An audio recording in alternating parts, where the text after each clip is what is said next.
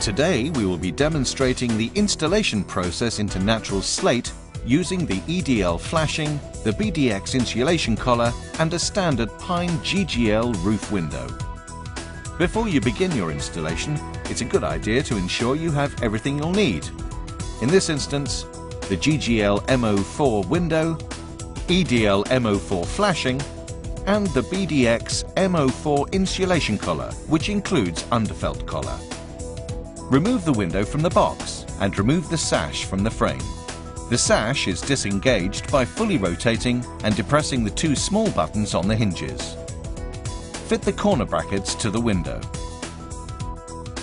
Next, establish the opening into which the window will sit, referring to the window instructions.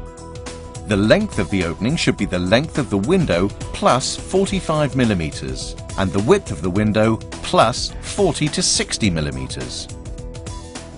In order to achieve a splayed internal lining for maximum light, the window should be positioned in relation to the roof structure so that the internal lining at the top of the window can run horizontally and the lining at the bottom of the window can run vertically.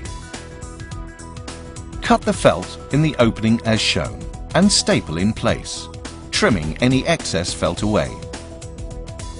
Assemble the insulation collar and screw into place in the opening. Now, set the frame into the opening.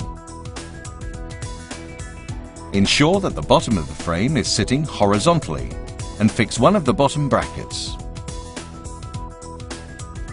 Then, fix one screw into the horizontal slot in the bracket diagonally opposite, leaving it 10 mm proud. Reinsert the sash of the window by inserting the curved hinge pieces into their corresponding grooves and closing the window.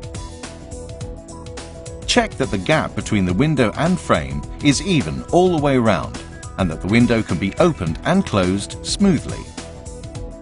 Once satisfied that the window has been installed squarely, remove the sash and finish fixing the remainder of the screws in the brackets. Insert the foam wedges into any gaps around the outer edge of the insulation collar. If the installation is into a counter-battened roof, mark a section of the counter battens above the window where the transverse drainage gutter will sit. This should be at an angle to allow water to run off. Now remove the marked sections.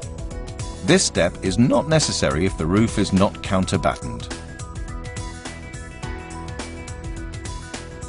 Cut the roofing felt along the angle at which the transverse drainage gutter will sit, forming a flap, and apply the sealant provided.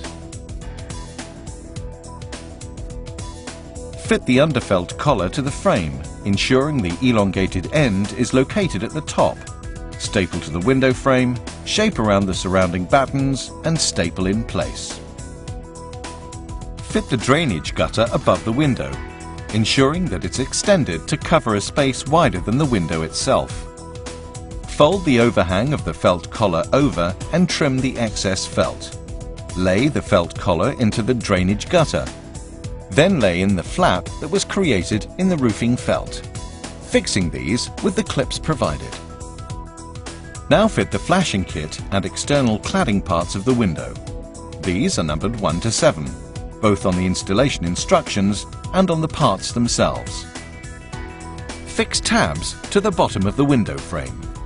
Set part 1 in place and hold in place by folding down the tabs. The part 2 is now screwed in place, holding part 1 down.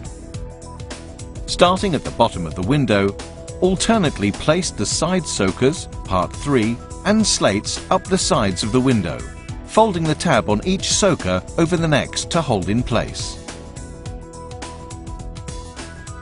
Fit part 4 pieces over the soakers, clipping them into place in the bottom, then screwing them into place.